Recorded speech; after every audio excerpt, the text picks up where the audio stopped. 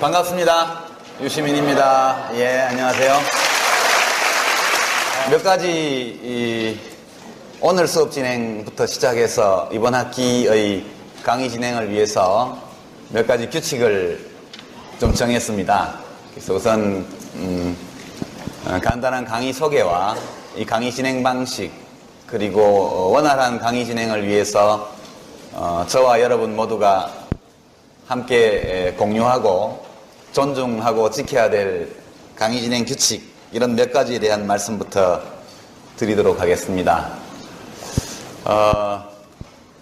여러분들을 이렇게 만나게 돼서 반갑습니다. 다 아시겠지만 제가 대학에서 경제학 강의를 마지막으로 한 것이 약 7년 전입니다. 7년 만에 다시 대학 강의실에 서게 되었기 때문에 저로서는 좀 긴장되고 걱정도 많고 좀 가슴이 좀 두근거리기도 하고, 저 개인적으로는 또 새로운 도전과 같은 그런 의미를 가지고 있어서 여러분들을 이렇게 첫 학기에서 만나게 된 것에 대해서 굉장히 감사하고 기쁘게 생각합니다. 저는 우선 강사가 자기를 소개를 해야 되겠죠. 저는 이제 1959년생입니다. 이제 우리 나이로 50이죠. 여러분들하고 한 30년 정도 혹은 20한 7, 8년 이렇게 차이가 납니다. 제 딸이 고3이니까 한 세대만큼 차이가 나는 것 같습니다. 제가 이 강의를 하게 된 연원은 이제 여러분 아시겠지만, 제가 얼마 전까지 정치인으로 활동할 때 낙선 공약으로 떨어지면 대구에 있는 대학에서 강의하겠습니다 이렇게 이야기한 것이 지켜야 될 약속이 되어버려서, 그렇게 하다 보니까 고맙게도 경북대학교 학교 당국에서 또 시간 강의를 허용을 해줘서 이렇게 오게 되었습니다. 어린 시절을 다 여기서 대구에서 보냈고, 대학교 1학년 때 방학 때 왔다가 사범대학 다니는 친구들이 교실에 여학생이 무지하게 많다고 그래서 놀러 왔던 기억이 납니다. 와서 보고 야, 좋겠다. 예, 제가 들어간 학교는 계열 모집을 할 때 530명을 뽑았는데 여학생이 1명밖에 없는 대학이었습니다. 예, 그때 그 학교는 공과대학을 통틀어 여학생 하나, 사회과학대학을 통틀어 여학생 하나, 그렇게 한 500명 중에 1명 정도의 비율로 여학생이 있었습니다. 그 뒤에 20년, 30년 동안 우리 땅의 여성들이 이룬 학문적 약진, 정말 놀랍죠? 예, 칭찬할 만한 일입니다. 대학을, 서울대 경제학과를 다니기만 했습니다. 공부한 거는 별로 없고, 예, 이제 돌 던지러 다니고 하느라고. 예. 이제 입학은 78년도, 1978년도에 입학을 했는데 졸업은 91년도 여름에 졸업을 했습니다. 중간에 재적, 복학, 재적 이런 것들을 또 되풀이하고 하느라고 한 14년 학교를 14년에 걸쳐서 다녔습니다. 14년 계속 다닌 것은 아니고, 졸업할 때에도 직장이 있었기 때문에 선생님들을 찾아뵈면서 안면으로 그렇게 해서 수업도 잘 안 들어가고 시험도 안 치고 대신 리포트 내고 이런 식으로 해서 구걸해서, 예, 소중한 시간에는 좀 꺼두는 게 좋죠. 예, 핸드폰은 진동이나 혹은 그냥 꺼두시는 게 제일 좋습니다. 그렇게 해서 학교를 서류상 졸업을 했고, 그때까지 경제학에 대해서는 거의 이해하는 바가 없었습니다. 솔직히 말씀드려서 여러분도 그때의 저와 비슷한 상태에 있지 않을까 짐작합니다. 그리고 92년도에 독일을 가서 금속활자를 발명한 구텐베르크, 그가 마인츠 자유시에 살던 사람인데, 지금도 여러분 중에 배낭여행을 가는 분들은 라인강 유람선 출발하는 곳이 마인츠시입니다. 여름에 배터에 나가보면 영수야 철수야 부르는 한국 학생들의 목소리가 많이 들리죠. 그 대학에서 경제학을 다시 공부를 하고 우리 석사에 해당하는 디플롬이라고 하는데 하고, 그리고 이제 박사는 못 따고 그냥 왔습니다. 왔는데, 독일에서 경제학 공부를 처음부터 새로 몇 년간 한 셈입니다. 그리고 이제 그 다음에는 뭐 아시다시피, 뭐, 신문방송에도 좀 얼굴을 왔다 갔다 내밀고 국회의원도 하고 장관도 하고 뭐 이렇게 했다가 지금은 해고돼서, 비정규직 교수 노동자로 여러분 앞에 서 있습니다. 현재 직업은 제가 이따 명함을 하나씩 드릴 텐데요. 자기 소개용 명함이 아니고 앞으로 우리가 활용하게 될 동영상 게시판 안내 삼아 제 명함을 하나 선물로 준비를 해왔습니다. 이따 우리 조교들이 여러분께 나눠드릴 겁니다.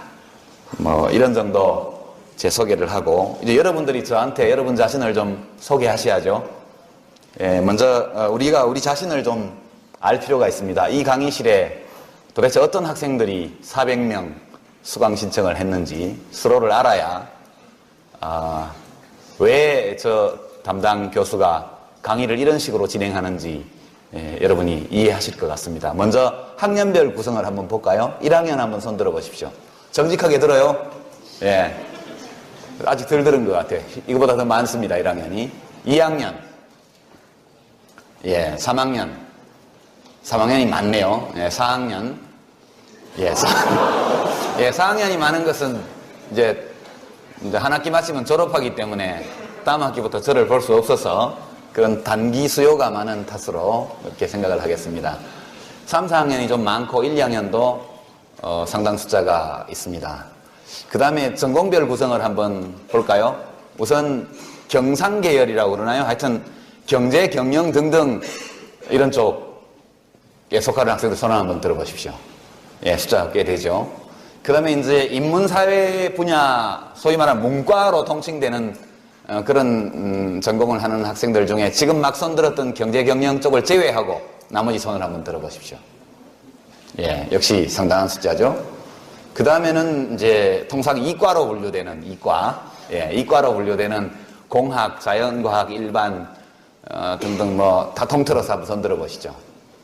예, 더 많죠. 예, 그렇습니다. 우리가 이렇게 복잡한 수강생들의 학문적 구성을 지금 보고 있습니다. 옆에 교회식으로 인사 한번 할까요? 좌우 돌아보면서 반갑습니다 인사 한번 해보시죠. 예, 서로 박수 한번 치고 예, 다 함께 예, 이렇게 학년도 다양하고 전공도 매우 다양한 학생들이 이렇게 한 강의실에 모여서 지금 한 학기 동안 공부를 해야 되는데 제가 참 얼마나 난감한지 짐작이 되시죠? 예, 그렇습니다. 여러분께 우선 이 강의의 목적에 대해서는 이미 공지해 놨는데요. 다시 한번 말씀드립니다. 이 강의에서는 경제학 문제를 푸는 기술을 가르치지 않습니다. 예, 이 한 학기의 강의를 통해서 제가 여러분과 함께 나누고자 하는 것은 많은 지식, 정보 이런 것이 아니고 생각하는 방법에 대해서 예, 우리가 날마다 만나게 되는, 듣게 되고 보게 되는 여러 가지의 경제적 사건, 사고 또는 여러 사실 또는 경제 현상에 대한 이런저런 주의 주장 이런 것들에 대해서 어떤 태도로 그런 주장과 사실들을 대해야 할지 그것들에 대해서 내 머리로 생각할 때 어떤 방식으로 생각해야 하는 것인지 우리가 이 세상을 경제적인 측면에서 어떻게 이해해야 하는지 이런 생각의 방법을 함께 배우는 것이 이 강의의 목적입니다. 여기서 매주마다 다르게 잡아놓은 주제들, 참고 자료들 그리고 강의 중에 나오게 될 여러 데이터 이런 것들은 그와 같은 사고방식, 생각의 방법을 배우고 익히기 위한 소재에 불과합니다. 많은 경제학 지식을 원하는 분들은 좋은 경제학 언론책이 많이 있으니까 혼자 공부하면 됩니다. 그렇죠. 그러나 이 강의를 통해서 우리가 어떤 경제적 문제를 바라볼 때 기본적으로 유념해야 될 그런 기본 이치, 개념 그리고 그 개념들 사이의 상호관계 그리고 그런 이론이나 어떤 분석 모델을 현실의 문제를 설명하는데 활용하는 방법, 이런 것들을 배우게 될 겁니다. 무슨 공식을 암기한다든가, 계산을 해서 답을 발견한다든가, 이런 것들은 전혀 다루지 않을 겁니다. 좀 안심이 되죠? 이 중에 경제학 개론 또는 경제학 원론 강의를 수강해본 경험이 있는 학생 한번 손들어 보십시오. 예, 꽤 많죠? 도전에 아주 크게 성공했다, 이렇게 스스로 느끼는 분 한번 좀 창피한가? 그래도 용감하게 한번 들어보세요. 어렵죠, 그죠? 굉장히 어렵습니다. 경제학 교과서를 펼쳐보면 굉장히 어렵습니다. 접근하기가. 그래서 여러분들이 되게 공포감을 좀씩 가지고 있을 겁니다. 경제학에 대해서. 그리고 경제학에는 수학이 많이 사용되고 있어서 아주 방정식이라든가 이런 것만 나오면 눈앞이 캄캄해지고 갑자기 머리 회전이 안 되고 막 모니터에 모래시계가 계속 뜨는 이런 학생들은 굉장히 걱정을 하셨을지 모르지만 이 강의실에서는 특별한 수학에 관한 지식을 요구하지 않습니다.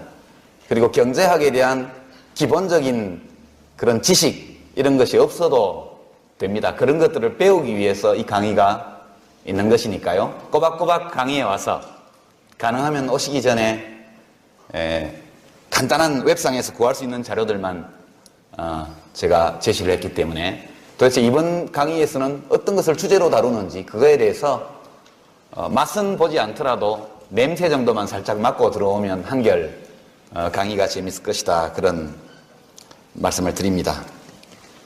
수강 신청과 관련해서 많은 질문과 메일을 받았습니다.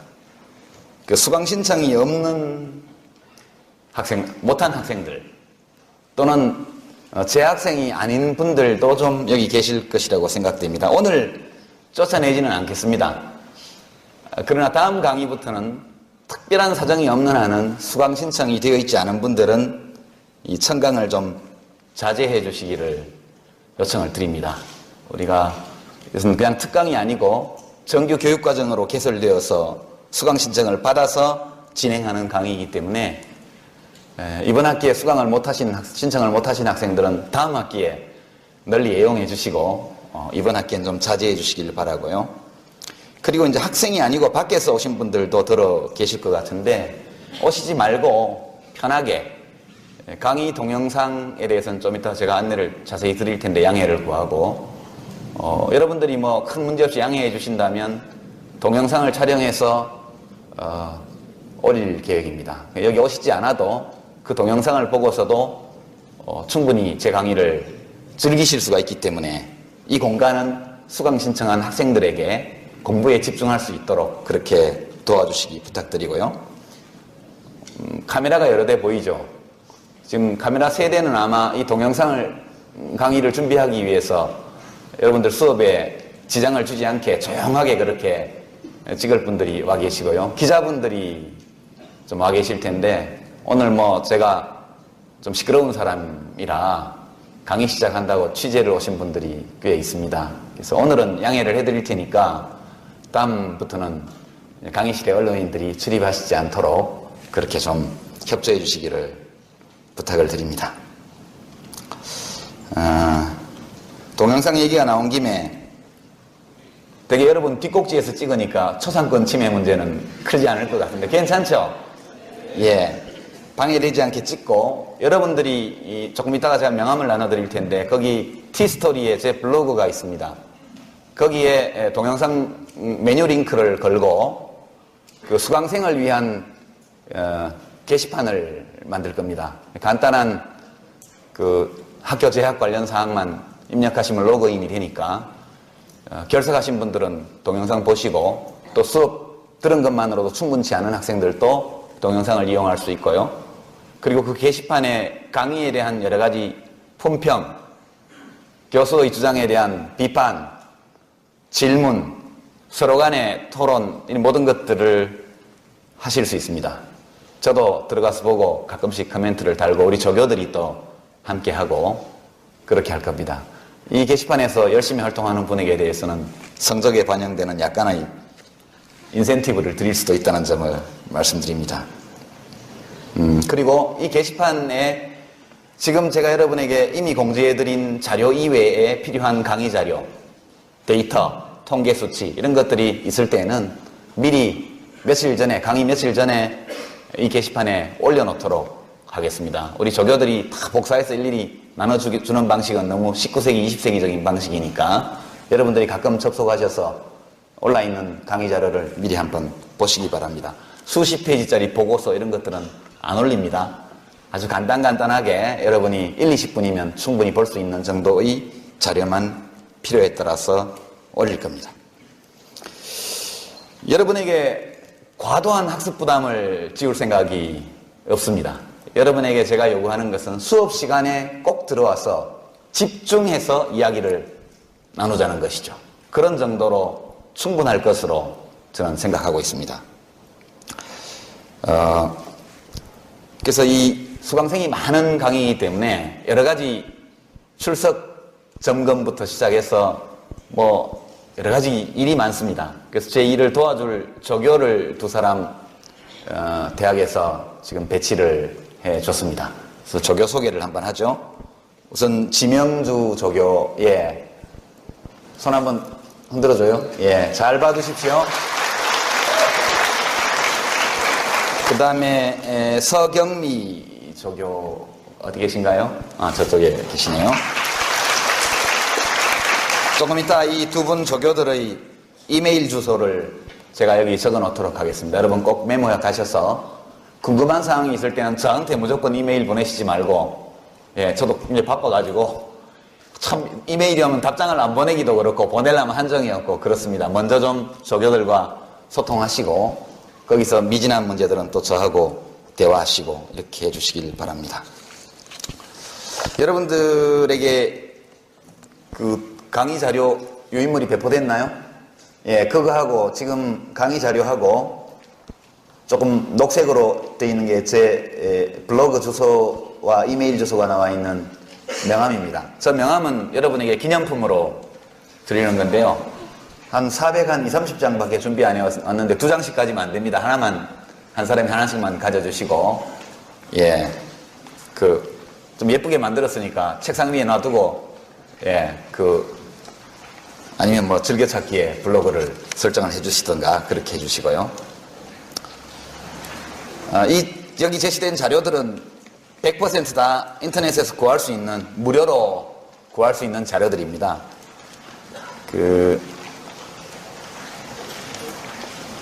직접 강의에서 저 자료들을 직접 인용해서 강의하지는 않습니다. 그러나 우리가 다루는 그 주의 주제에 관해서 여러 상이한 의견을 포함한 여러 가지 데이터들이 나와 있는 것이기 때문에 신문 기사 정도는 여러분이 미리 읽고 오시면 고맙겠습니다.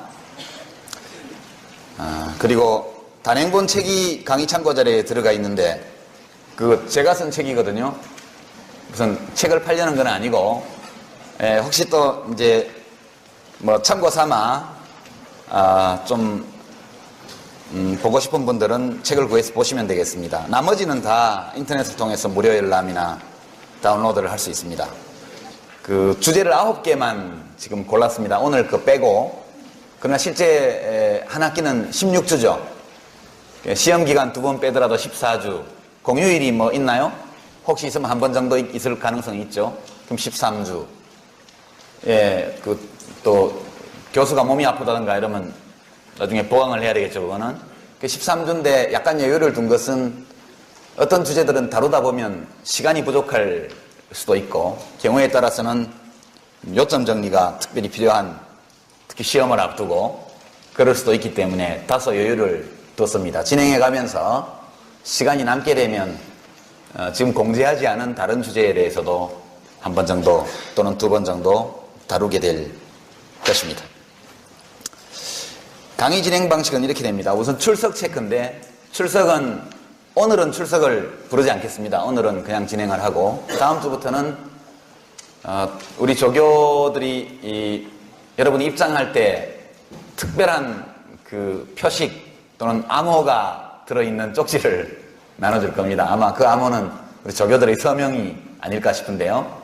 그걸 받아서 학과와 이름과 이런 것들을 적고 강의 끝나고 나갈 때 제출하고 나가면 출석이 되겠습니다. 학교 규정상 제가 알아보니까 3번까지 결석하는 것은 뭐 문제가 크게 없는데 4번 결석하게 되면 학점을 주지 않도록 그렇게 규정이 되어 있습니다. 그러니까 4분의 1 이상 결석하면 학점을 주지 못하게 되어 있어서 저로서는 어쩔 수가 없습니다. 그러니까 3번까지는 뭐 어떻게 넘어갈 수 있지만 4번이 되면 저도 어려워지니까 출석 관리를 여러분이 잘 해주시기 바라고요. 물론 여기에는 무단결석만 포함됩니다. 몸이 아프거나 뭐 부모님이 편찮으시거나 집안에 뭐 할아버지가 돌아가셨거나 또는 학과에서 답사여행을 간다든가 수학여행을 간다든가 이런 일들이 있으면 그것은 정당한 사유에 의한 결석이기 때문에 그런 것들은 여기에서 제외하도록 하겠습니다. 그러나 그렇게 해서 결석한 학생들은 꼭 동영상 강의를 한번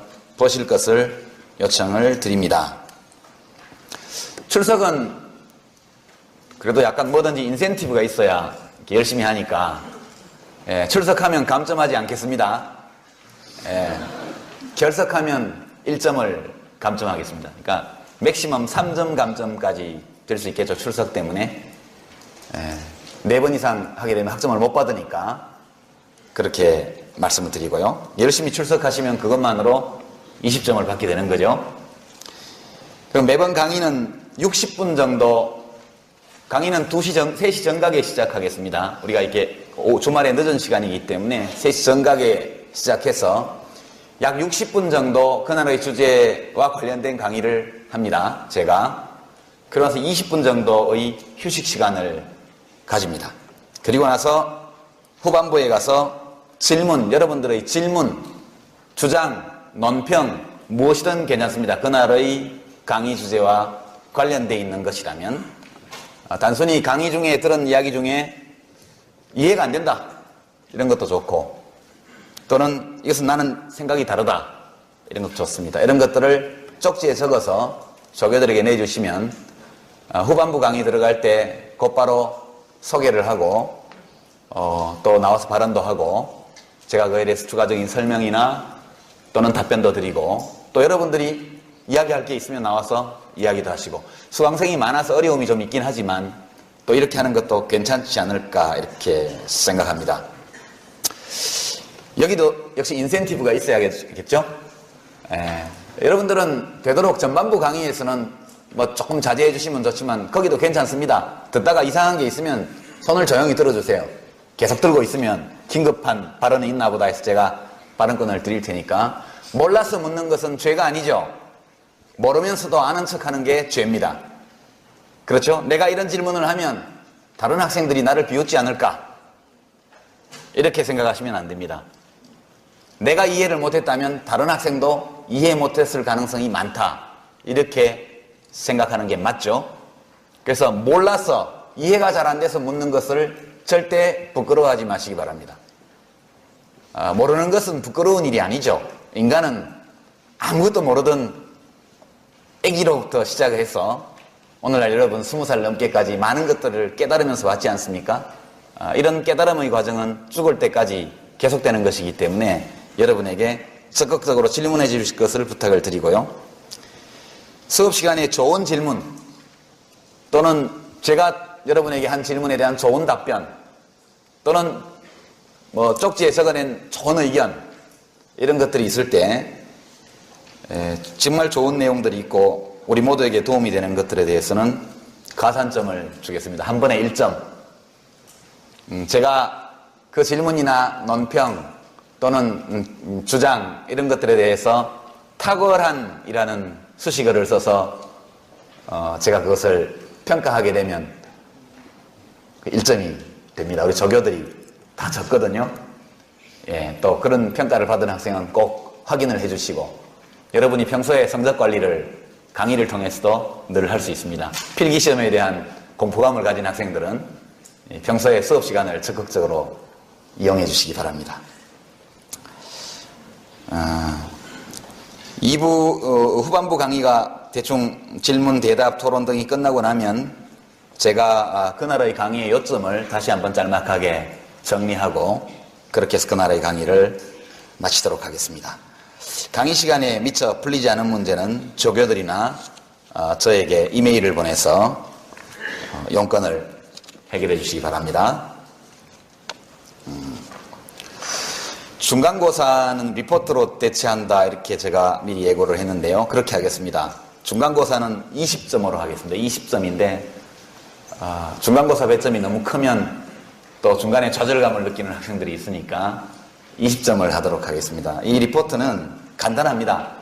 매주 강의 시간에 다루어졌던 그 주제, 그 강의 내용과 관련해서 여러분이 이것이 핵심이다, 핵심적으로 중요하다, 또는 이것이 나에게 굉장히 큰 깨달음의 기쁨을 주었다 등등 하여튼 강의의 핵심과 관련해서 여러분의 생각을 A4지 한쪽 이내로 정리하는 겁니다. A4지 한쪽 이내로 여러분들에게 제가 지금 복습을 강요하는 것이죠. 여러분들이 거의 예습을 안 하고 들어오실 거기 때문에 제 짐작에 복습이라도 꼭 하셔야 돼요. 그래서 강의가 끝나고 나서 그 기억이 다 지워지기 전에 그날의 강의에 대해서 여러분이 요약하는 겁니다. 핵심을. 글씨 크기는 12포인트. 그까지 제가 노안이 좀 와서 10포인트, 9포인트 적으면 못 봅니다. 그러니까 12포인트 글씨 크기로 해가지고 글씨체는 좀 평범한 걸로 해주세요. 이렇게 삐딱삐딱한 거 이런 거 하면 곤란합니다. 좀 평범한 글씨체로 12포인트로 A4지 한 장 이내로. 그렇게 되면 우리가 중간고사 전에 근데 5번의 강의를 하게 되면 오늘 거는 안 하셔도 됩니다. 오늘 거는 안 하셔도 되고요. 다음 주부터. 그러면 한 4장 정도의 리포트를 제출하시게 될 겁니다. 그걸 가지고 평가를 해서 중간고사 점수 만점 20점에 이렇게 매기도록 하겠습니다. 기말고사는 60점으로 하겠습니다. 기말고사는 예고된 대로 오픈북입니다. 이 오픈북 시험은 뭘 테스트하는 거냐? 이것은 암기력을 테스트하는 시험이 아니죠. 오픈북 시험은 제한된 시간 안에 여러분이 동원할 수 있는 자료 또는 기억 이런 것들을 다 동원해서 주어진 과제에 대해서 자기의 소견을 정리하는 능력을 테스트하는 겁니다. 저는 학부 교육과정은 이 정도의 테스트로 충분하다 그렇게 생각하고 있습니다. 아무리 참고 자료가 옆에 쌓여 있어도 뭐가 어딘지를 모르면 찾을 수 없죠. 그 시험 유형은 뭐 대입 수능 시험 스타일로 객관식으로 할지 아니면 숫자가 너무 많아서 그런 생각도 좀 하고 있는데 아니면 서술식으로 할지 뭐 2가지를 좀 섞을지 이런 것들은 앞으로 좀 고민을 해보고 결정되고 나면 여러분에게 말씀드리도록 그렇게 하겠습니다. 기말고사는 맨 마지막 주 시험 기간에 치게 되죠. 12월 아마 한 초순 정도 되나요? 하여튼 정해진 시간에 치겠습니다. 치고 1시간짜리 시험입니다. 기말고사는 1시간짜리 시험을 보고 여기서 시험을 볼 수 있을지 모르겠는데 그것은 학교하고 상의해서 흩어서 시험을 보든가 이렇게 한 다음에 시험이 끝나면 다 모입니다. 모여서 문제풀이를 해야 돼요. 이게 굉장히 중요합니다. 왜냐하면 저도 학교를 다녀봤고 또 그 전에 다른 학교에서 강의를 해봤지만 이렇게 수강생이 많은 강의는 평가가 굉장히 힘듭니다. 그리고 이제 상대평가 제도라서 뭐 A에서 C까지 비율을 딱 정해놨더라고요. 그래서 제가 다 A를 주고 싶어도 여러분이 열심히 했기 때문에 규정상 그럴 수가 없어서 이 학점 또는 뭐 평가의 결과에 대해서 여러분들이 승복이 돼야 됩니다. 통상 문제풀이를 하지 않으면 내가 굉장히 잘 썼구나 이렇게 생각을 하고 A 플러스를 기대하고 있다가 나중에 B가 나오면 굉장히 배신감을 느끼게 되거든요. 그래서 뭐 불가피하게 상대평가이기 때문에 좋은 학점을 받는, 평점을 받는 학생도 있고 그렇지 못한 학생도 있겠지만 좋으면 좋은 대로 좀 덜 좋으면 덜 좋은 대로 그것이 마음속에 승복이 되어야 한다고 저는 생각합니다. 그래서 문제풀이를 한 1시간 정도 하면 내가 이런 정도 썼구나. 내 생각에는 잘 썼다고 생각했는데 아니었구나. 이런 것들을 여러분 스스로 좀 확인을 할 수 있을 것 같아요. 그죠? 그래서 시험을 보고 나서 뭐 나는 뭐 어떤 학점이 나와도 마음속으로 다 승복하겠다. 이런 분들은 그냥 가시고 그래서 최후의 한순간까지 비싼 등록금 내고 공부하는 데니까 배우자 이런 학생들은 꼭 오시기 바랍니다. 그날도 출석 체크는 합니다.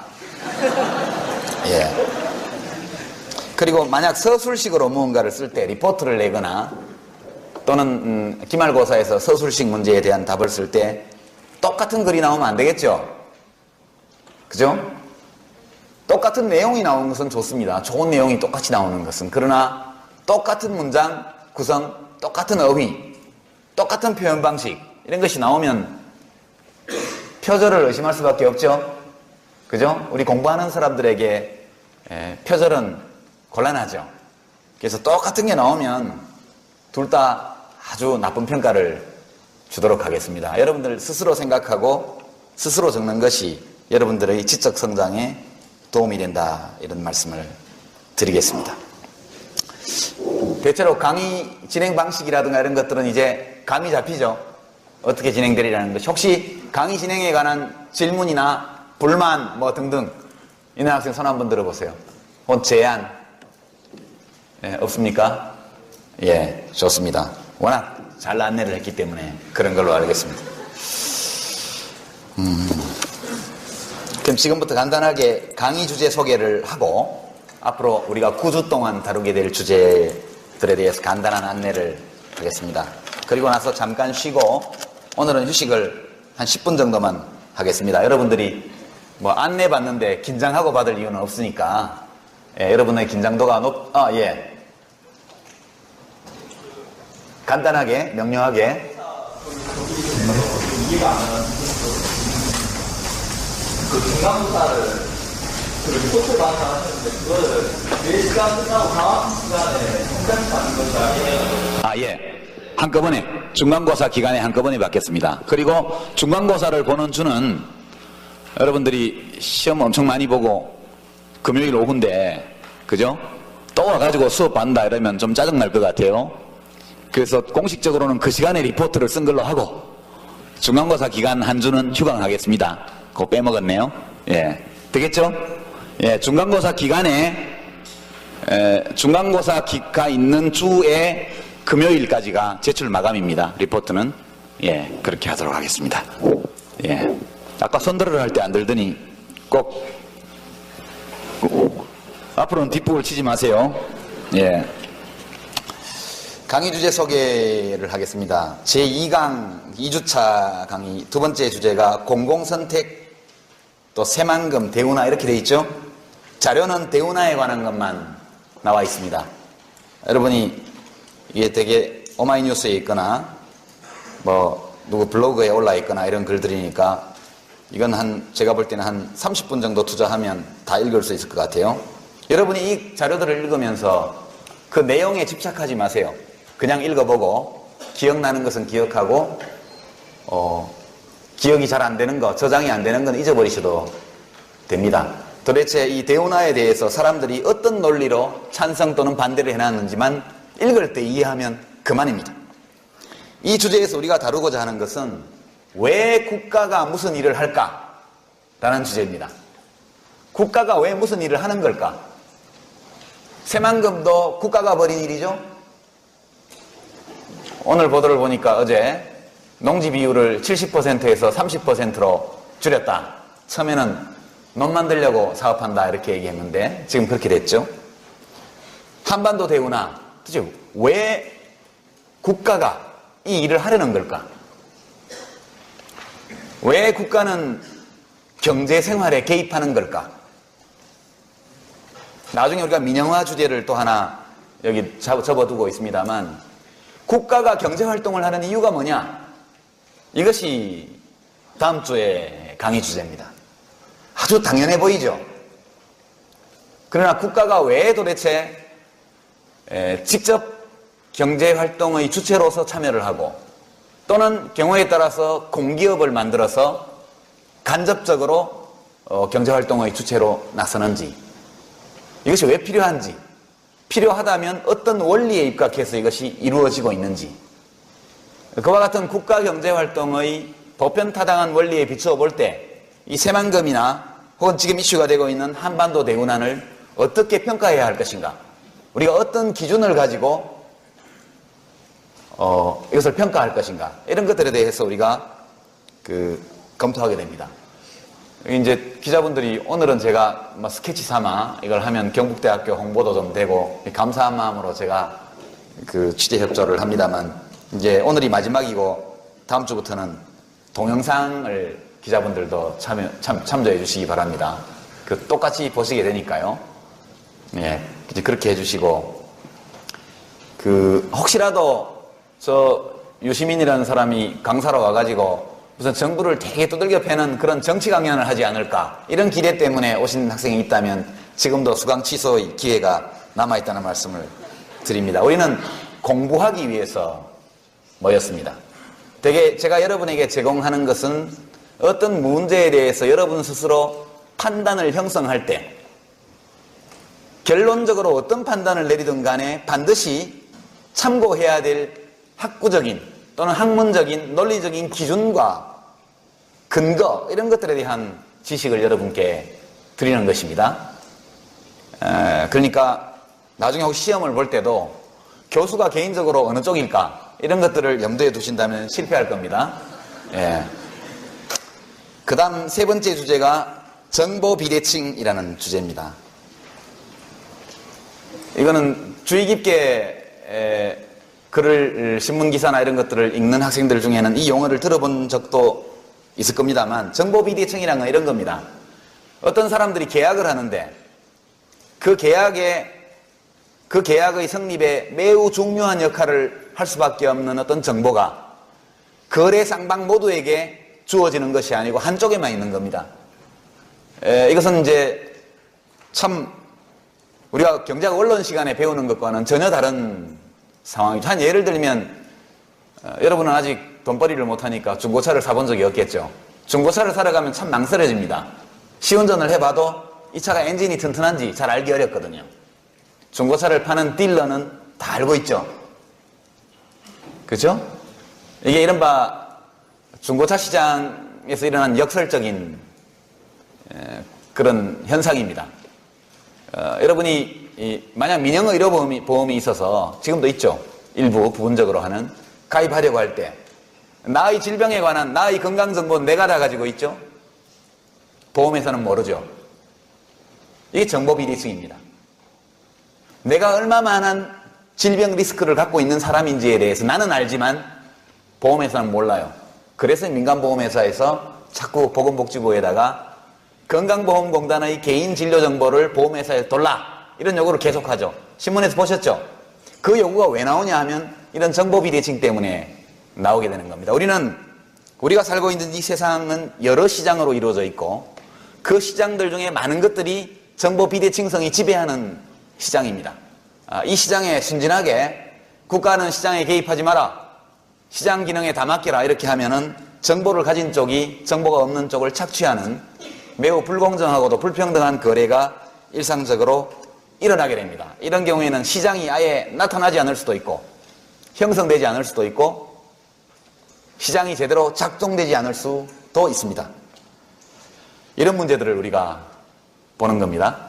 이걸 다루고 나면 민영의료보험 도입, 활성화 또는 건강보험 당연지정제의 폐지, 이런 문제들이 과연 어떤 경제적 이해관계의 맥락에서 나오는 것인지, 이런 것들이 우리들의 경제적인 삶에 어떤 영향을 갖고 올 것인지에 대한 판단을 할 수 있는 근거들이 생기게 됩니다. 다음 이제 네 번째 주제가 환율. 요새 관습 많죠? 환율이 하루에 40원, 50원씩 오르기도 하고, 어제는 보니까 또 몇십 원 떨어졌던데, 1980년대 이전, 여러분이 세상에 나올 무렵, 그쵸? 여러분들이 되게 1997년, 8년, 9년생들이 많겠죠?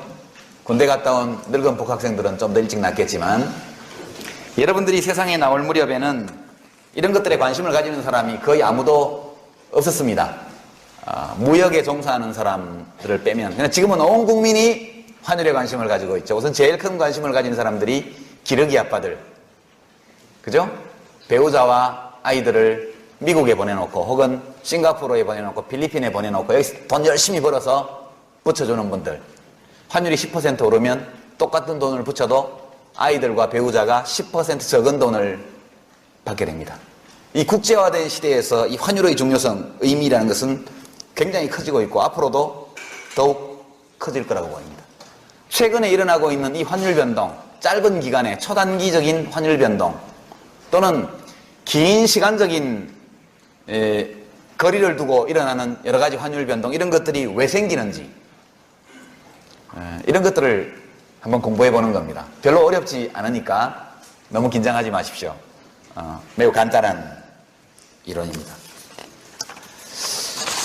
여기까지 일단 안내를 하고 빠뜨린 얘기를 하나 하죠. 제가 빠뜨린 얘기가 경제학이라는 것이 어떤 학문이냐에 대한 이야기를 이제 여기까지만 해놓고 하겠습니다. 일부러 빠뜨렸는데요. 경제학은 매우 어려운 학문으로 보통 인식되고 있고, 심지어는 매우 재미없는 학문으로 인식되고 있고, 또 어떤 분들은 이것이 아주 우울한 과학이다, 디즈멀 사이언스라는 칭호를 벌써 한 200년 전에 얻은 학문 분야입니다. 인문사회과학 전체에서 경제학이 차지하고 있는 위치라는 것은 자연과학 전체에서 물리학이 차지하고 있는 위치와 매우 비슷합니다. 여러분은, 저는 그런데 여러분도 아마 그럴 겁니다. 모르던 것들을 새로 알게 되거나 의문을 품고 있던 것들을 해명해주는 어떤 지식을 배우게 되었을 때 굉장히 기분이 좋죠. 그 기분이 안 좋은 학생들은 대학에 괜히 왔어요. 왜 기쁨을 느낄까요? 사람이? 무엇을 알게 되었을 때 느끼는 기쁨이 어디서 오는 걸까요? 그럼 공자님 시대부터, 그죠? 학이 시습지면 불역여로와, 때때로 배우고 익히면 이 또한 즐겁지 아니한가, 이런 걸로 봐서 3000년 전에 살았던 어른이 그렇게 말씀한 것으로 봐서 무엇인가를 배우고 깨우칠 때 느끼는 즐거움, 그때는 뇌에서 세로토닌, 도파민, 이런 화학물질이 막 분비되는 거죠. 그래서 기분이 좋습니다. 인간이 타고난 것입니다. 오랜 진화 과정 속에서 무엇인가를 아는 사람이 그렇지 않은 사람보다 생존하고 자손을 번영시킬 가능성이 더욱 높았기 때문에, 그래서 아는 것이 힘이다. 자기의 생존에 보탬이 되는 어떤 것을 얻기 때문에 그때는 맛있는 물고기를 잡아서 먹을 때나 사슴을 사냥해서 구워 먹을 때나 그때 느끼는 것 같은 즐거움, 그런 것들이 우리들의 뇌 속에서 일어나는 것이죠. 인간은 언제 지구에 태어났느냐, 여러 가지 학설이 있지만 대개 우리가 보는 이런 호모 사피엔스라고 말하는 여러분과 저와 이런 사람들이 이 세상에 나타난 것은 10수만 년밖에 안 된다고 얘기를 합니다. 그때 이후에 인간은 끊임없이 자기 자신에 대해서, 나를 둘러싸고 있는 환경에 대해서, 나와 남의 관계에 대해서, 우리들이 살고 있는 이 행성에 관해서, 그리고 달과 태양과 별과 이 우주에 관해서 모든 것을 알고 싶어 했죠. 끊임없는 탐구의 과정입니다. 인류사는. 그 과정에서 물리학이 나온 것이죠. 이따 강의를 하게 될 텐데, 경제학을 공부를 하다 보면 도저히 마음속으로 승복이 안 되는 그런 명제들을 만나게 됩니다.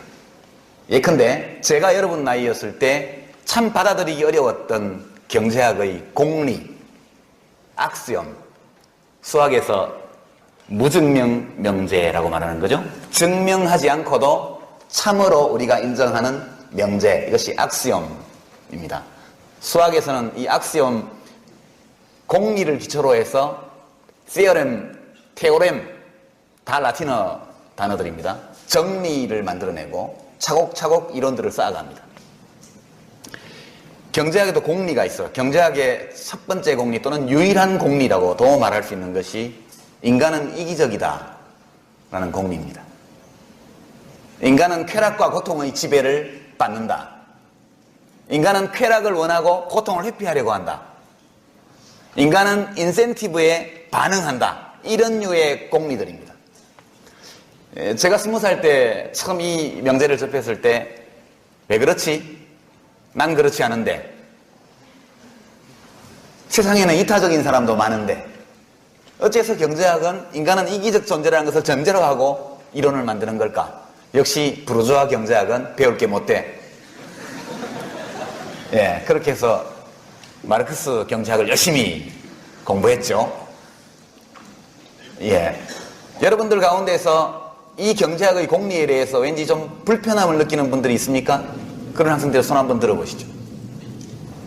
예. 좀 용기를 안 내서 그렇지. 고개도 끄덕끄덕 해놓고 손은 안 드네. 불편합니다. 그래서 매우 불편한 진실이거든. 우리가 경제학도 과학입니다. 과학을 연구할 때는, 과학을 배울 때에는 두 가지를 늘 염두에 둬야죠. 첫 번째는 절대 진리는 존재하지 않는다는 것입니다. 어떤 공리, 어떤 전제, 어떤 가정도 의심해보지 않고 검증해보지 않고 진리로 받아들여서는 안 된다, 이런 것이 첫 번째입니다. 교수의 말이라고 무조건 맞다? 이것은 그냥 원시적인 습성이 남아있는 거죠. 인간의 유전자 안에는 지도자의 말을 무조건 따른다, 이런 명령을 내리는 문화유전자가 우리 몸속에 있습니다. 과학에서는 그 유전자의 발호를 억제해야 합니다. 아무리 높은 사람, 존경받는 사람이 한 주장일지라도 그것이 검증의 과정을 통과하지 않고 참으로 받아들여질 수는 없는 일이다. 이게 첫 번째고요. 두 번째는 사실에 입각해야 합니다.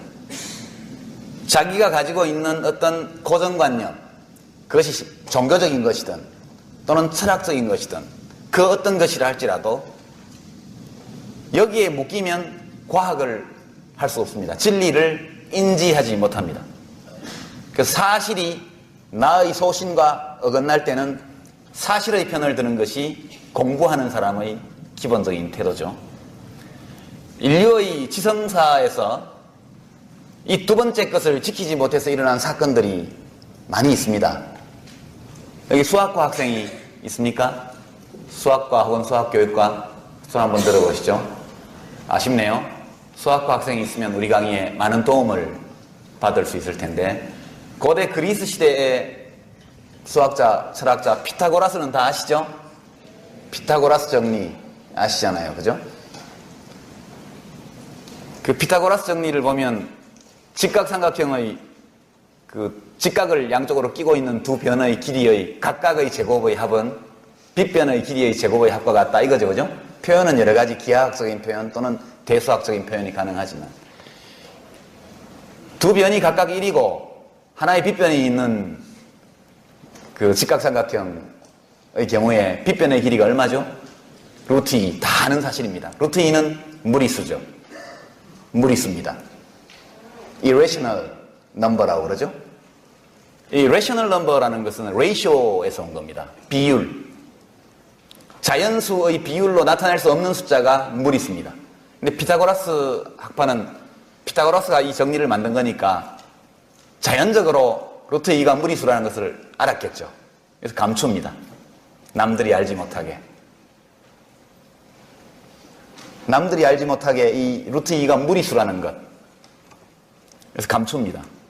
그들이 신봉하고 있던 어떤 신적인 어떤 영감, 질서 이런 것들 때문에 남들이 그 사실을 알지 못하게 감추죠. 심지어는 그 일을 발설하려고 한 사람을 물에 빠뜨려서 죽였다는 이야기도 있습니다. 다른 예는, 이걸 극복한 예는 뭐 제가 너무 과장하는 건지 모르지만 케플러라는 천문학자는 아시죠? 여러분 고등학교 때 대체로 케플러에 대해서 들어보셨을 겁니다. 케플러는 굉장히 신앙심이 투철한 천문학자였습니다. 신의 존재를 믿고 신이 만든 이 질서가 완전할 것이라는, 완벽할 것이라는 종교적 신념을 가지고 있었죠. 신앙이라고 해야겠죠. 그래서 이 천동설이 무너지는 과정에서도 많은 사람들이 지구가 우주의 중심이라는 고정관념에 또는 신학적인 관념에 사로잡혀서 사람을 화형에 처하는가 하면, 그렇죠? 지동설을 주장한 사람을 화형을 시키고 브루노 같은 과학자를 화형시킵니다. 갈릴레오를 종교법정에 세우죠. 인간의 이 과학적인 인지 능력이라든가 문명의 발전을 극단적으로 억압한 사례들입니다. 이 케플러가 행성의 법칙을 다 발견했죠. 케플러는 뉴턴 이 발견한 중력의 법칙, 만유 인력의 법칙의 턱 밑까지 갔던 사람입니다. 케플러가 어떤 사람이 해놓은 행성 관측 자료를 오랫동안 연구한 결과 그것이 원이 아니라는 사실을 알았습니다. 행성의 궤도가 원궤도가 아니라는 사실을. 원궤도라고 상정을 하고 아무리 계산을 해봤지만 관측 자료와 이론적인 값이 같지 않았습니다. 조금씩 차이가 났던 거죠. 그래서 고대 그리스 수학자들이 만들어놨던 타원의 공식을 넣고 다시 계산을 해보니까 한치의 오차도 없이 예컨대 화성의 궤적, 이 타원 궤도에 맞다는 사실을 알게 됩니다. 케플러는 많은 고민을 하죠. 자기가 신봉하고 있던 신이 만든 완전한 질서가 붕괴되는 그런 종교적 철학적인 그런 고통을 받게 됩니다. 그러나 이 사람이 사실에 대해서 눈감을 수 없었기 때문에 결국 타원 궤도도 신의 질서에 부합한다는 쪽으로 이렇게 생각을 바꾸고 자기가 발견한 것들을 정리하게 돼요. 케플러의 세 가지 법칙이 있습니다. 첫 번째, 이 태양계의 행성의 경우에는 타원 궤도를 돈다는 거죠. 그것은 그 전까지 일반적으로 가톨릭이 지배하고 있던 시대의 종교적 관념에 위배되는 일이었습니다. 신이 만든 것은 완벽해야 되고 원과 구야말로 가장 완벽한 형태인데 실제 행성이 타원 궤도를 돈다는 것, 매우 위험한 과학적 진실이었습니다. 두 번째는 이 행성이 늘 같은 속도로 움직이는 것이 아니라는 거죠. 타원 궤도를 돌면서 같은 시간에는 같은 면적을 쓸고 간다는 것이 케플러의 제2법칙입니다. 제3법칙은 태양과 행성 사이의 거리하고 행성의 속도, 공전 속도가 일정한 관계로 반비례의 관계에 있다는 거죠. 먼 행성일수록 천천히 돌고 가까운 행성일수록 빨리 돈다는 겁니다. 이것이 거의 만유인력의 법칙에 다가온 그런 거였는데 케플러의 경우에는 자기의 종교적 신앙 이런 것들을 사실에 종속시키는 결단을 하는 것이죠. 그래서 지금 우리 우주과학이 이만큼 온 겁니다. 여러분들 가운데 인간은 본성적으로 이기적이지 않다 이렇게 믿고 싶은 분이 많이 있을 겁니다. 그러나 그렇게 되면 경제학을 공부할 수가 없어요. 그것이 경제학의 제1공리이기 때문에 그것을 부정하고 그것을 배척하게 되면 이 공리 위에 쌓아 올려져 있는 경제학의 모든 이론과 모델, 분석 모델, 예측 이런 것들을 다 부정할 수밖에 없게 됩니다. 그런 공부를 뭐하러 하겠습니까? 그래서 때로 인간은 이기적 존재라는 것이 우리를 굉장히 불편하게 하지만 그것을 받아들여야 그 다음에 경제학 공부를 할 수 있습니다. 아담 스미스가 경제학을 창시한 경제학의 아버지라고 얘기하는데 아담 스미스가 발견한 것은 뉴턴이 발견한 것과 거의 비슷한 것이죠. 그래서 경제학이 인문사회과학에서 물리학에 버금가는 그런 지위를 획득하게 됩니다. 뉴턴이 발견한 것은 제가 물을 마시다가 물컵을 떨어뜨리는 것과 여기서 수억 광년 떨어져 있는 천체가 운항하는 것 사이에 같은 법칙이 지배하고 있다는 발견이었습니다. 만유인력의 법칙. 행성이 궤도를 도는 것은 관성의 법칙과 중력의 법칙 두 가지로 설명할 수 있죠. 케플러의 법칙은 아주 간단한 겁니다. 중력의 법칙이 작용하는데 안 끌려 들어가려면 도망가야죠. 가까이 있는 놈은 중력이 세기 때문에 빨리빨리 도망가야 돼요. 그래야 궤도를 돌 수 있으니까. 먼 데 있는 놈은 중력이 약하기 때문에 천천히 돌아도 자기를 유지할 수 있죠. 그 정도의 이 조건을 마련하지 못한 것들은 다 빨려 들어가서 지금 지구의 일부가 되어 있고 지금도 지구와 같은 별들이 막 생기고 있죠. 매일매일 수도 없이 이 우주에서는. 그와 같이 지구상에서 우리가 일상생활에서 경험하는 작은 일들, 운동의 법칙, 이것이 전 코스모스를 일관하는 법칙이라는 것을 발견해낸 거죠. 뉴턴이. 아담 스미스는 우리들의 경제생활에서 몇 가지의 간단한 원리들이 우리의 경제적인 삶 전체를 규율하고 있다는 것을 밝혀낸 학자입니다. 물론 그 이후에 경제학은 많은 발전을 이루죠. 물리학이 그 뒤에 많은 발전과 세분화 과정을 거친 것처럼 오늘의 양자역학 같은 것은 뉴턴의 시대에 있지 않았죠. 기본적으로 경제학을 어느 정도 이해해야만 다른 학문 분야에 대한 이해의 폭이 넓어집니다. 물리학을 모르고도 화학이나 생물학, 의학을 할 수는 있겠죠.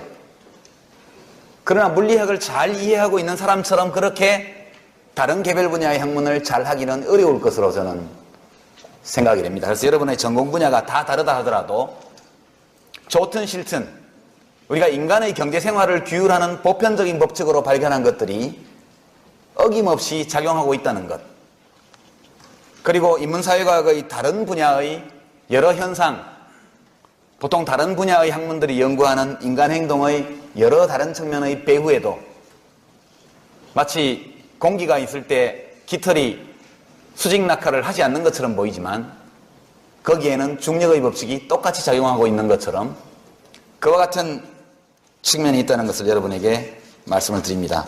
이야기가 너무 부품한 대로 같지만 비유적으로 말하면 그런 것입니다. 다음 주제는 이제 5번째 주제가 양극화.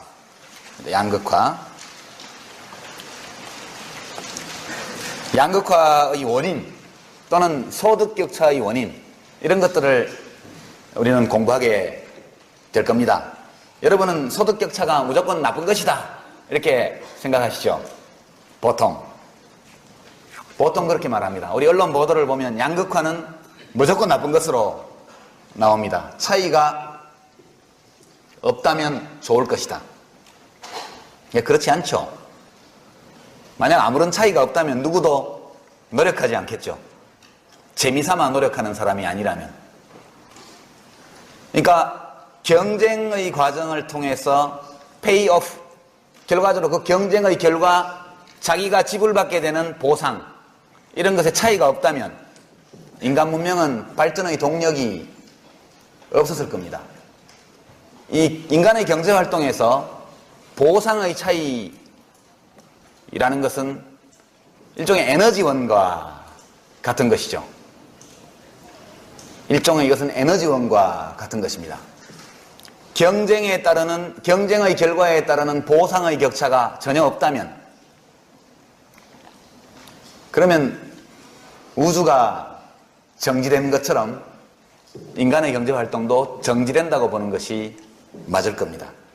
그래서 우리는 이 소득격차가 벌어지게 된 원인, 그리고 그 양상, 이 소득격차에 대한 사람들의 주관적 평가와 견해, 이 양극화를 줄일 수 있는 정책수단, 이런 것들에 대해서 한번 살펴보게 될 겁니다.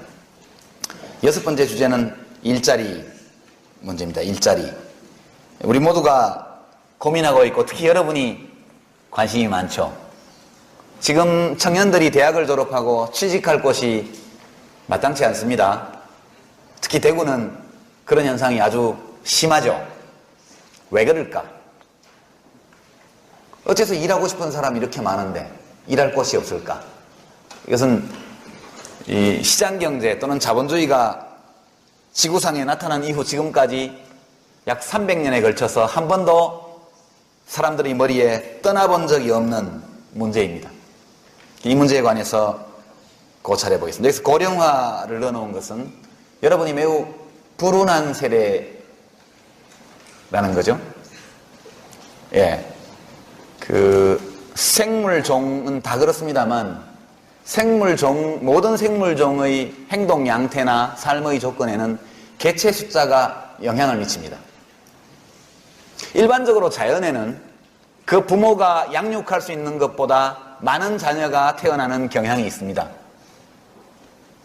그래서 경쟁이 한 배에서 난 새끼들 사이에서부터 최초의 경쟁이 시작되죠. 인간도 마찬가지였습니다. 그 부모가 먹여 살리고 교육시킬 수 있는 것보다 과거에는 훨씬 많은 아이들을 낳았죠. 높은 유아 사망률, 전염병, 빈곤, 기아, 이런 것들로 인해서 사람들이 많이 죽기 때문에 많이 낳는 것이 효과적인 전략이었죠. 지금 한국 인구 구성은 아주 극적으로 변화하고 있습니다. 이렇게 빠르게 사회적 인구 구성이 변화한 사례는 인구 통계가 시작된 이래 전 세계적으로 한 번도 없었습니다. 대한민국이 지금 전 세계 인구 역사상 전례 없이 급격한 사회적 인구 구성의 변화를 경험하고 있는 나라입니다. 이런 인구 구성의 변화 과정에서 보면 어떤 세대는 상당히 행운을 타고나기도 하고 어떤 세대는 굉장한 불운을 만나기도 합니다. 여러분들이 불운한 세대에 속합니다. 누가 기획한 것은 아니지만 일자리가 잘 나오기 어렵습니다. 특단의 대책을 세우지 않으면. 그래서 이 문제에 관해서도 함께 봐야 되기 때문에 고령화라는 문제를 넣어뒀습니다. 앞으로 한 10년 내지 20년 지나면 한국이 세우고 있는 이 사회적 인구 구성 변화의 속도, 세계 기록 깨질 겁니다. 깨는 나라가 어딜까요? 예, 중국입니다. 중국은 조만간 대한민국보다 훨씬 빠른 고령화 현상에 직면하게 될 겁니다. 중국 정부가 1980년대, 90년대 초에 걸쳐서 한국에 많이 왔죠? 연구자들이. 뭘 배우러? 박정희를 배우러. 새마을운동을 배우고 국가 주도형 경제개발 계획을 배우고 원시적 자본 축적을 어떻게 하는지, 희소한 생산 자본을 어떤 식으로 배분하는지에 대해서 많이 배워갔습니다. 중국 정부가 우리가 박정희 대통령이 했던 일들을 한 몇십 배 큰 규모로 지난 20년간 해왔습니다. 지금 중국 정부에서 가끔 사람들이, 연구자들이 옵니다. 중국에서.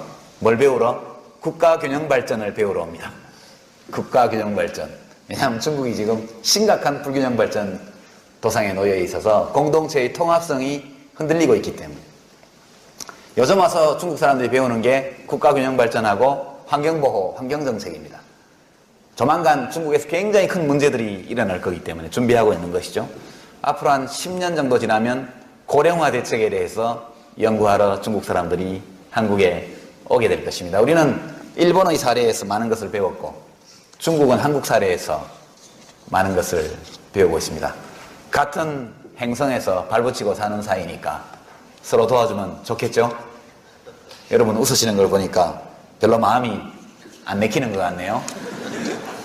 올림픽 할 때 입장식 때 박수 안 쳐줬다고 삐져가지고 그러나요? 인간은 참 특이한 존재입니다. 우리가 직면하고 있는 경제 문제, 예를 들어 경제 문제만 보더라도 양극화, 신자유주의, 지식정보화 이런 것들을 보면 글로벌한 현상들이죠. 전부 다 글로벌한 현상들입니다. 지구적 차원의 또는 행성적 차원에서 벌어지는, 이 지구 행성 전체 차원에서 벌어지는 환경 문제, 빈부격차 문제, 양극화, 그 다음에 신자유주의적인 이른바 시장의 통합, 이런 것들이 전부 행성 차원에서 지금 일이 전개되고 있는데 우리 모두는 부족인간입니다. 부족인간. 그렇죠? 우리가 직면한 문제는 행성 차원의 문제인데 반해서 우리가 생각하고 행동하는 방식은 부족적 차원에서 전개되고 있습니다. 한중관계라는 것이 어떤 것인지 모르겠지만 어떤 운동선수 한 사람의 말 한마디, 행동 하나 이런 것으로 우리 몸속에 있는 부족 본능이 아우성을 치죠. 일본 야구팀 호시노 감독의 위장 오다 발언, 이거 한마디로 한국의 야구 팬들이 전부 다 벌떼같이 들고 일어나는데 이 우리들이 몸속 유전자 속에 숨겨져 있던 부족 본능이 전부 다 고개를 들고 일어나는 겁니다. 인간은 여전히 부족 본능입니다. 도구와 제도는 진화했지만 인간 그 자체는 유사 이래 역사가 씌어진 한 5,000년의 기간 동안 거의 진화하지 않았습니다. 우리가 국민국가를 이루고 세계화의 과정이 시작된 것은 불과 300년 전의 일이고 우리는 그 100배 이상, 몇백 배 되는 시기를 부족 단위로 살아왔거든요. 지도자에 대한 맹목적 추종을 명령하는 유전자도 우리 마음속에 그냥 있고 신을 경배하는 것, 이방인을 혐오하는 것, 이 모두가 인간이 가지고 있는 부족 본능들입니다. 우리가 글로벌한 문제 또는 내셔널한 문제에 직면하고 있으면서 우리들의 사고와 행동 방식은 여전히 부족 인간의 본능을 따르고 있는 경우가 많죠. 문명의 발전 수준, 산업적 번영, 이 모든 것들은 한 국민 국가가 그 국가를 구성하고 있는 개개인의 마음속에 들어있는 부족 본능을 잠재우고 내셔널한 국가적 차원에서 생각하고 행동하도록 어떻게 유도할 수 있느냐, 거기에 한 국가의 운명이 달려있고 지금 지구의 운명은 어떻게 사람들 개개인이 지구인의 차원에서 생각할 수 있느냐, 행성 전체를 놓고 생각하고 행동하게 만들 수 있느냐, 이걸 만들지 못하면 언젠가는 멸망하겠죠. 그리 멀지 않는 시기에.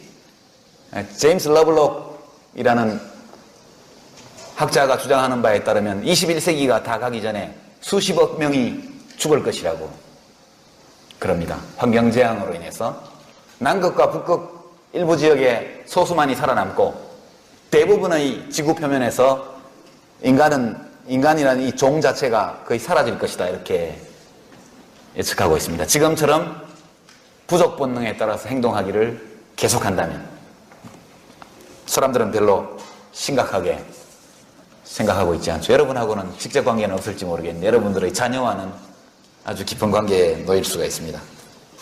좀 이야기가 또 엇길로 갔는데 여하튼 이 양극화도 지금은 거의 지구적인 문제로 와 있습니다.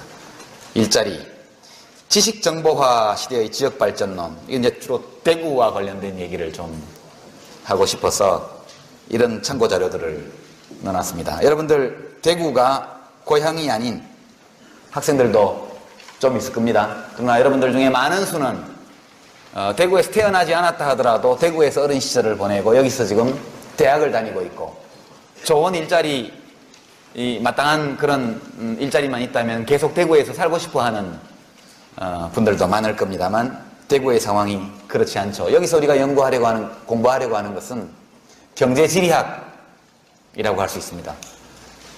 어떤 지역의 경제적 번영을 가져오는 요인은 무엇인가? 한때 번영했던 지역이 경제적으로 몰락하게 만드는 요인은 어떤 것인가? 이런 것들에 대한 일반적인 연구 결과, 이런 것들을 함께 들여다보게 될 겁니다.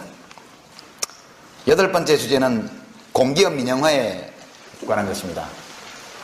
이 공기업이라는 것은 국가가 직접 기업을 설립해서 국민들에게 서비스나 재화를 공급하는 그런 기업입니다. 공기업은. 공기업은 왜 생겨날까? 또는 왜 생겨났을까? 공기업이 존재하는 것은 합리적일까? 그렇지 않은 다른 이유가 있을까? 이미 존재하고 있던 공기업이 어떤 환경, 어떤 기술적 조건에 처하면 없어져도 괜찮은 것일까? 또는 어떤 공기업은 영원히 공기업으로 남아있을 수밖에 없는 것일까? 공기업을 민영화 또는 사유화하게 되면 그 산업의 특성에 따라서 어떤 다른 일들이 벌어지게 되는 걸까? 이런 것들을 우리가 공부하는 시간이 되겠습니다. 9번째 주제는 부동산 투기와 조세정책. 이거 두 개는 원래 다른 문제인데 대한민국 최현대사 여러 특징 때문에 하나로 묶이게 됐죠. 여러분 며칠 전에 정부가 발표한 부동산 관련 세제, 양도세, 종부세, 상한, 하한을 높이는 거, 그 다음에 상속세, 세율 내리는 거, 소득세, 세율 낮추는 거, 법인세, 이런 세제개혁 조처들의 발표를 보셨을 겁니다. 조세론 일반을 다룰 시간은 없을 것 같고요. 주로 여기서는 부동산 가격 문제와 관련된 조세정책을 제한적으로 다루겠습니다. 혹 시간이 남는다면 우리가 이 주제들을 제한된 시간에 충분히 소화해내고 시간이 여유가 있다면 조세 일반에 대해서도 한번 나중에 이야기할 시간을 갖도록 그렇게 하겠습니다. 10번째 주제는 아직 참고 자료가 하나도 안 올라 있습니다. 참고 자료를 발견할 수가 없었기 때문이죠. 제가 이런 주제 아래에서 이야기하고자 하는 것들과 관련해서 한글로 되어 있는 인터넷상에서 무료로 구할 수 있는 적절한 자료를 아직 하나도 찾지 못해서 지금도 자료를 찾고 있습니다. 자료가 발견되는 대로 여러분에게 공지해드리도록 그렇게 하겠습니다. 여기까지 일단 1시간 15분이 지났네요. 4시 반까지 휴식하고 4시 반에 오늘의 주제에 대해서 이야기하도록 하겠습니다. 거기에 동영상 메뉴 링크를 걸고 그 수강생을 위한 게시판을 만들 겁니다. 간단한 그 학교 재학 관련 사항만 입력하시면 로그인이 되니까 결석하신 분들은 동영상 보시고 또 수업 들은 것만으로도 충분치 않은 학생들도 동영상을 이용할 수 있고요. 그리고 그 게시판에 강의에 대한 여러 가지 품평, 교수의 주장에 대한 비판, 질문, 서로 간의 토론, 이 모든 것들을 하실 수 있습니다. 저도 들어가서 보고 가끔씩 코멘트를 달고 우리 조교들이 또 함께 하고 그렇게 할 겁니다. 이 게시판에서 열심히 활동하는 분에게 대해서는 성적에 반영되는 약간의 인센티브를 드릴 수도 있다는 점을 말씀드립니다. 그리고 이 게시판에 지금 제가 여러분에게 이미 공지해드린 자료 이외에 필요한 강의 자료, 데이터, 통계 수치 이런 것들이 있을 때는 미리 며칠 전에, 강의 며칠 전에 이 게시판에 올려놓도록 하겠습니다. 우리 조교들이 다 복사해서 일일이 나눠주는 방식은 너무 19세기, 20세기적인 방식이니까 여러분들이 가끔 접속하셔서 올라있는 강의 자료를 미리 한번 보시기 바랍니다. 수십 페이지짜리 보고서 이런 것들은 안 올립니다. 아주 간단하게 여러분이 1, 20분이면 충분히 볼 수 있는 정도의 자료만 필요에 따라서 올릴 겁니다.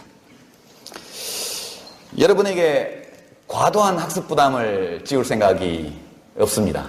여러분에게 제가 요구하는 것은 수업 시간에 꼭 들어와서 집중해서 이야기를 나누자는 것이죠. 그런 정도로 충분할 것으로 저는 생각하고 있습니다.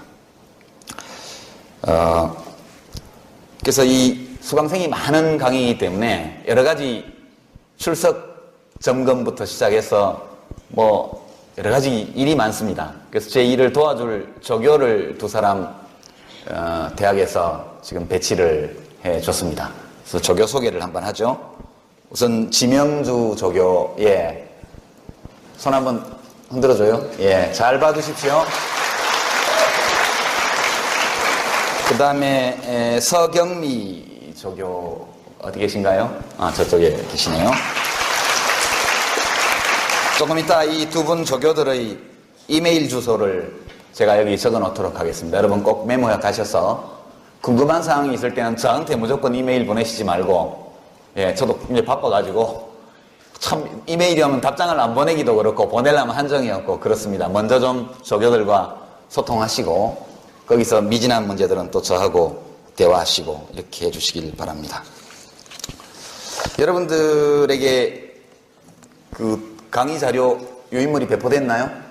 예, 그거하고 지금 강의 자료하고 조금 녹색으로 되어 있는 게 제 블로그 주소와 이메일 주소가 나와 있는 명함입니다. 저 명함은 여러분에게 기념품으로 드리는 건데요. 한 420, 30장밖에 준비 안 해왔는데 2장씩 가지면 안 됩니다. 하나만, 한 사람이 하나씩만 가져주시고, 예, 좀 예쁘게 만들었으니까 책상 위에 놔두고, 예, 아니면 뭐 즐겨찾기에 블로그를 설정을 해주시던가 그렇게 해주시고요. 여기 제시된 자료들은 100% 다 인터넷에서 구할 수 있는, 무료로 구할 수 있는 자료들입니다.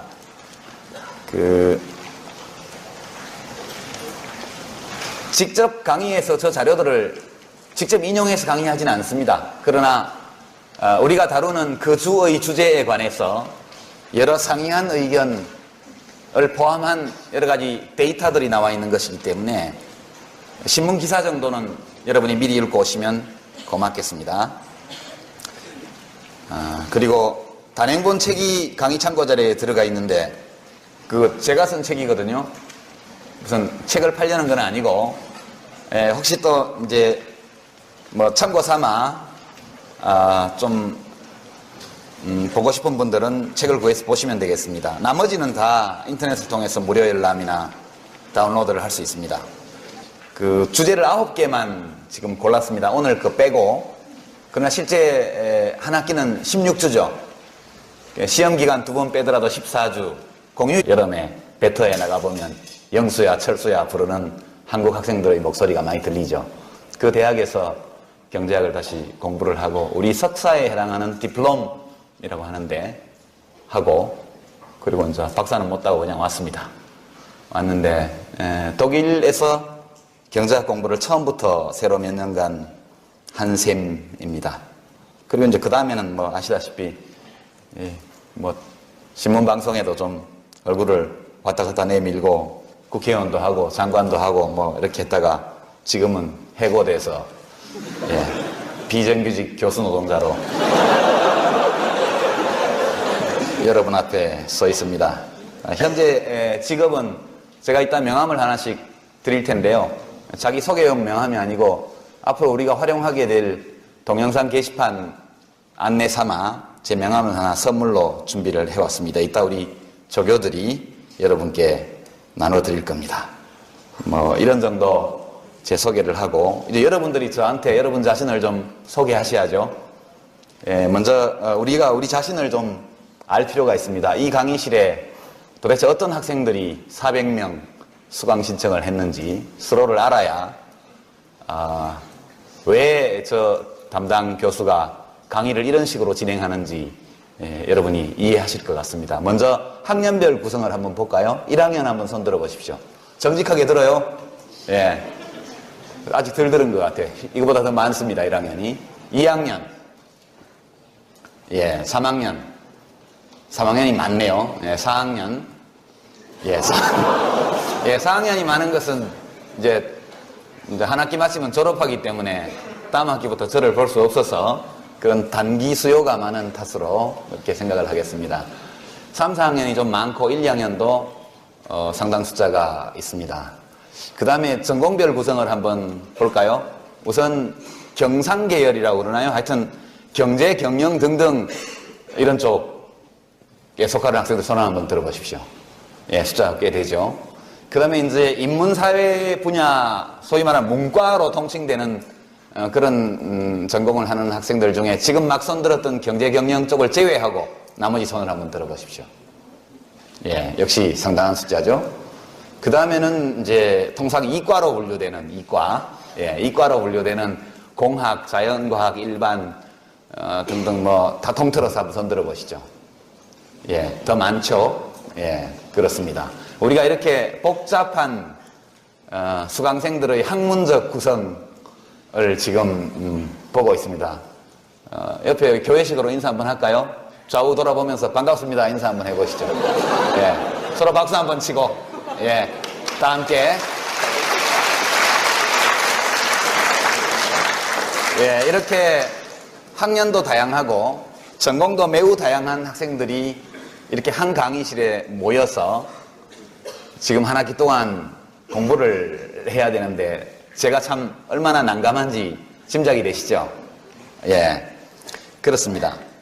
여러분께 우선 이 강의의 목적에 대해서는 이미 공지해 놨는데요. 다시 한번 말씀드립니다.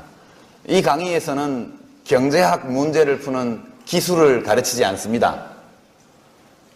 예, 이 한 학기의 강의를 통해서 제가 여러분과 함께 나누고자 하는 것은 많은 지식, 정보 이런 것이 아니고 생각하는 방법에 대해서 예, 우리가 날마다 만나게 되는, 듣게 되고 보게 되는 여러 가지의 경제적 사건, 사고 또는 여러 사실 또는 경제 현상에 대한 이런저런 주의 주장 이런 것들에 대해서 어떤 태도로 그런 주장과 사실들을 대해야 할지 그것들에 대해서 내 머리로 생각할 때 어떤 방식으로 생각해야 하는 것인지 우리가 이 세상을 경제적인 측면에서 어떻게 이해해야 하는지 이런 생각의 방법을 함께 배우는 것이 이 강의의 목적입니다. 여기서 매주마다 다르게 잡아놓은 주제들, 참고 자료들 그리고 강의 중에 나오게 될 여러 데이터 이런 것들은 그와 같은 사고방식, 생각의 방법을 배우고 익히기 위한 소재에 불과합니다. 많은 경제학 지식을 원하는 분들은 좋은 경제학 언론책이 많이 있으니까 혼자 공부하면 됩니다. 그렇죠. 그러나 이 강의를 통해서 우리가 어떤 경제적 문제를 바라볼 때 기본적으로 유념해야 될 그런 기본 이치, 개념 그리고 그 개념들 사이의 상호관계 그리고 그런 이론이나 어떤 분석 모델을 현실의 문제를 설명하는데 활용하는 방법 이런 것들을 배우게 될 겁니다. 무슨 공식을 암기한다든가 계산을 해서 답을 발견한다든가 이런 것들은 전혀 다루지 않을 겁니다. 좀 안심이 되죠? 이 중에 경제학 개론 또는 경제학 원론 강의를 수강해본 경험이 있는 학생 한번 손들어 보십시오. 예, 꽤 많죠? 도전에 아주 크게 성공했다 이렇게 스스로 느끼는 분 한번 좀 창피한가? 그래도 용감하게 한번 들어보세요. 어렵죠, 그죠? 굉장히 어렵습니다. 경제학 교과서를 펼쳐보면 굉장히 어렵습니다. 접근하기가. 그래서 여러분들이 되게 공포감을 좀씩 가지고 있을 겁니다. 경제학에 대해서. 그리고 경제학에는 수학이 많이 사용되고 있어서 아주 방정식이라든가 이런 것만 나오면 눈앞이 캄캄해지고 갑자기 머리 회전이 안 되고 막 모니터에 모래시계가 계속 뜨는 이런 학생들은 굉장히 걱정을 하셨을지 모르지만 이 강의실에서는 특별한 수학에 관한 지식을 요구하지 않습니다. 그리고 경제학에 대한 기본적인 그런 지식 이런 것이 없어도 됩니다. 그런 것들을 배우기 위해서 이 강의가 있는 것이니까요. 꼬박꼬박 강의에 와서 가능하면 오시기 전에 간단한 웹상에서 구할 수 있는 자료들만 제가 제시를 했기 때문에 도대체 이번 강의에서는 어떤 것을 주제로 다루는지 그거에 대해서 맛은 보지 않더라도 냄새 정도만 살짝 맡고 들어오면 한결 강의가 재밌을 것이다 그런 말씀을 드립니다. 수강 신청과 관련해서 많은 질문과 메일을 받았습니다. 그 수강 신청이 없는 못한 학생들 또는 재학생이 아닌 분들도 좀 여기 계실 것이라고 생각됩니다. 오늘 쫓아내지는 않겠습니다. 그러나 다음 강의부터는 특별한 사정이 없는 한은 수강 신청이 되어 있지 않은 분들은 이 청강을 좀 자제해 주시기를 요청을 드립니다. 우리가 이것은 그냥 특강이 아니고 정규 교육과정으로 개설되어서 수강 신청을 받아서 진행하는 강의이기 때문에 이번 학기에 신청을 못하신 학생들은 다음 학기에 널리 애용해 주시고 이번 학기엔 좀 자제해 주시길 바라고요. 그리고 이제 학생이 아니고 밖에서 오신 분들도 들어 계실 것 같은데 오시지 말고 편하게 강의 동영상에 대해서는 좀 이따 제가 안내를 자세히 드릴 텐데 양해를 구하고 여러분들이 뭐 큰 문제 없이 양해해 주신다면 동영상을 촬영해서 올릴 계획입니다. 여기 오시지 않아도 그 동영상을 보고서도 충분히 제 강의를 즐기실 수가 있기 때문에 이 공간은 수강 신청한 학생들에게 공부에 집중할 수 있도록 그렇게 도와주시기 부탁드리고요. 카메라가 여러 대 보이죠? 지금 카메라 3대는 아마 이 동영상을 강의를 준비하기 위해서 여러분들 수업에 지장을 주지 않게 조용하게 그렇게 찍을 분들이 와 계시고요. 기자분들이 좀 와 계실 텐데 오늘 뭐 제가 좀 시끄러운 사람이라 강의 시작한다고 취재를 오신 분들이 꽤 있습니다. 그래서 오늘은 양해를 해드릴 테니까 다음부터는 강의실에 언론인들이 출입하시지 않도록 그렇게 좀 협조해 주시기를 부탁을 드립니다. 동영상 얘기가 나온 김에 되게 여러분 뒷꼭지에서 찍으니까 초상권 침해 문제는 크지 않을 것 같은데 괜찮죠? 예. 방해되지 않게 찍고 여러분들이 조금 이따가 제가 명함을 나눠드릴 텐데 거기 티스토리에 제 블로그가 있습니다. 반갑습니다. 유시민입니다. 예, 안녕하세요. 몇 가지 오늘 수업 진행부터 시작해서 이번 학기의 강의 진행을 위해서 몇 가지 규칙을 좀 정했습니다. 그래서 우선 간단한 강의 소개와 이 강의 진행 방식 그리고 원활한 강의 진행을 위해서 저와 여러분 모두가 함께 공유하고 존중하고 지켜야 될 강의 진행 규칙 이런 몇 가지에 대한 말씀부터 드리도록 하겠습니다. 여러분들을 이렇게 만나게 돼서 반갑습니다. 다 아시겠지만 제가 대학에서 경제학 강의를 마지막으로 한 것이 약 7년 전입니다. 7년 만에 다시 대학 강의실에 서게 되었기 때문에 저로서는 좀 긴장되고 걱정도 많고 좀 가슴이 좀 두근거리기도 하고 저 개인적으로는 또 새로운 도전과 같은 그런 의미를 가지고 있어서 여러분들을 이렇게 첫 학기에서 만나게 된 것에 대해서 굉장히 감사하고 기쁘게 생각합니다. 저는 우선 강사가 자기를 소개를 해야 되겠죠.